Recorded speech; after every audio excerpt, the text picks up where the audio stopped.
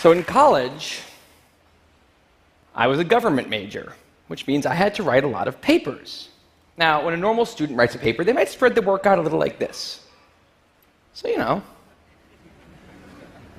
you get started maybe a little slowly, but you get enough done in the first week that with some heavier days later on, everything gets done and things stay civil. And I would want to do that like that. That would be the plan. I would have it all ready to go, but then actually the paper would come along, and then I would kind of do this. And that would happen every single paper. But then came my 90-page senior thesis, a paper you're supposed to spend a year on. I knew for a paper like that, my normal workflow was not an option. It was way too big a project. So I planned things out, and I decided I kind of had to go something like this. This is how the year would go. So I'd start off light, and I'd bump it up in the middle months. And then at the end, I would kick it up into high gear. It's just like a little staircase. How hard could it be to just walk up the stairs? No big deal, right? But then, funniest thing happened. Those first few months, they came and went, and I couldn't quite do stuff. So we had an awesome new revised plan. But then those middle months actually went by, and I didn't really write words. And so we were here. And then 2 months turned into 1 month, which turned into 2 weeks. And one day I woke up with 3 days until the deadline, still not having written a word. And so I did the only thing I could. I wrote 90 pages over 72 hours, pulling not 1 but 2 all-nighters. Humans are not supposed to pull 2 all-nighters. Sprinted across campus, dove in slow motion, and got it in just at the deadline. I thought that was the end of everything. But a week later, I get a call. And it's the school. And they say, "Is this Tim Urban?" And I say, "Yeah." And they say, "We need to talk about your thesis." And I say, "Okay." And they say, "It's the best one we've ever seen."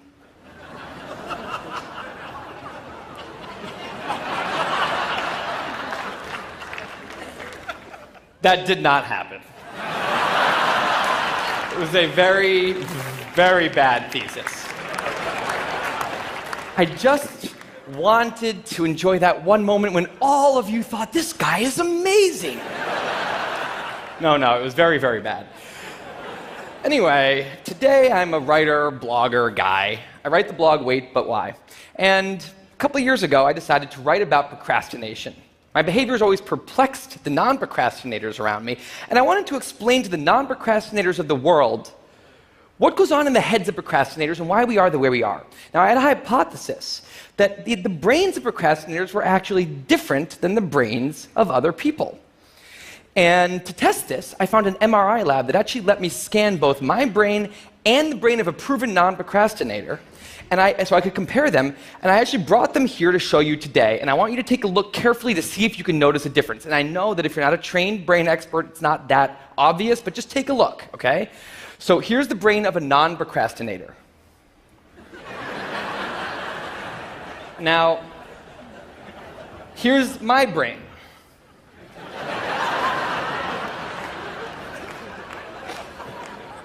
There is a difference. Both brains have a rational decision maker in them, but the procrastinator's brain also has an instant gratification monkey. Now, what does this mean for the procrastinator? Well, it means everything's fine until this happens.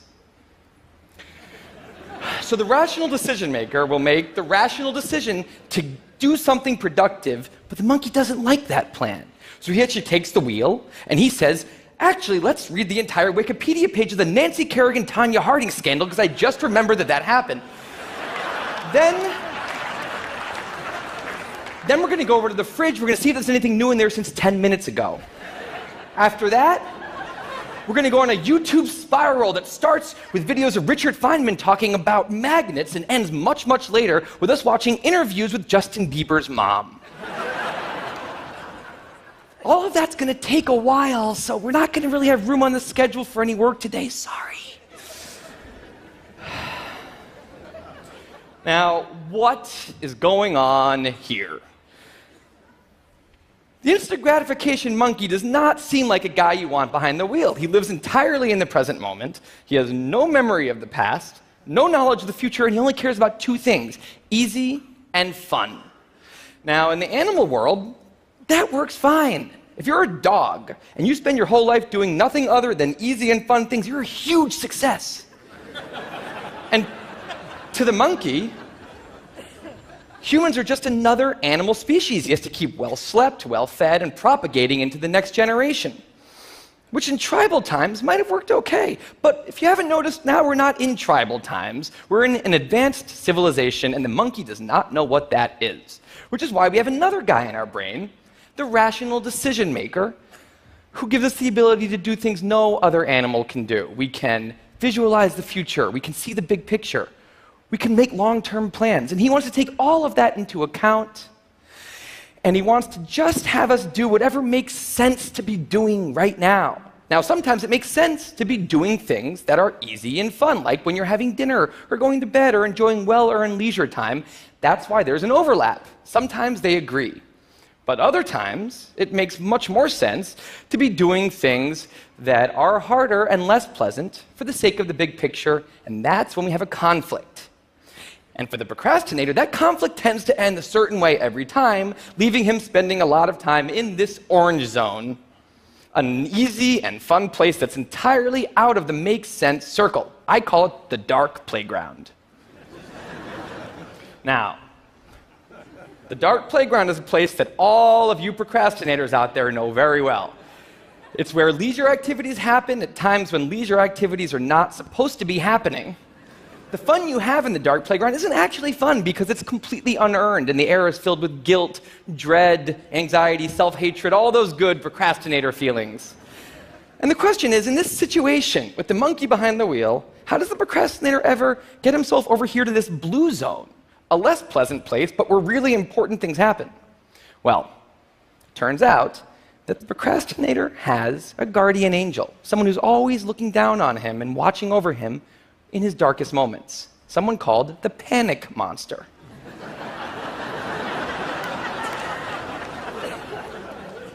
Now, the panic monster is dormant most of the time, but he suddenly wakes up anytime a deadline gets too close or there's danger of public embarrassment, a career disaster, or some other scary consequence. And importantly, he's the only thing that the monkey is terrified of. Now, he became very relevant in my life pretty recently because the people of TED reached out to me about 6 months ago and invited me to do a TED Talk.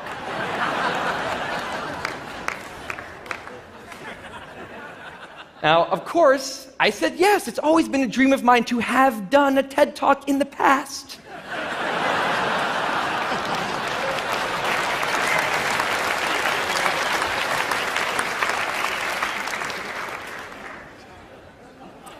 But in the middle of all this excitement, the rational decision maker seemed to have something else in his mind. He was saying, are we clear on what we just accepted? Do we get what's going to be now happening one day in the future? We need to sit down and work on this right now.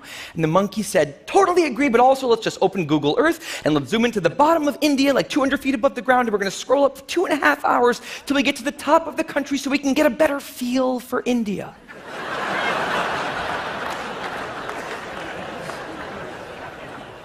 So that's what we did that day. As 6 months turned into 4, and then 2, and then 1, the people of TED decided to release the speakers. And I opened up the website, and there was my face staring right back at me, and guess who woke up?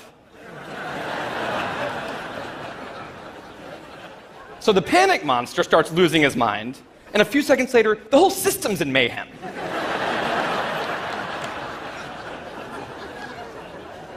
And the monkey, who, remember, he's terrified of the panic monster, boom, he's up the tree. And finally, the rational decision maker can take the wheel and I can start working on the talk. Now, the panic monster explains all kinds of pretty insane procrastinated behavior, like how someone like me could spend 2 weeks unable to start the opening sentence of a paper and then miraculously find the unbelievable work ethic to stay up all night and write 8 pages.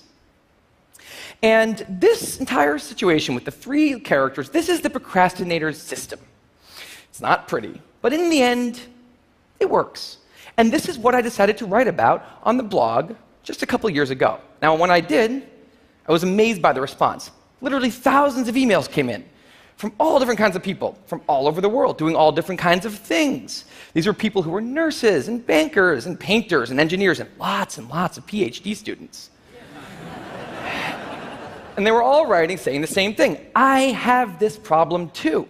But what struck me was the contrast between the light tone of the post and the heaviness of these emails. These people were writing with intense frustration about what procrastination had done to their lives, about what this monkey had done to them. And I thought about this, and I said, if the procrastinator system works, then what's going on?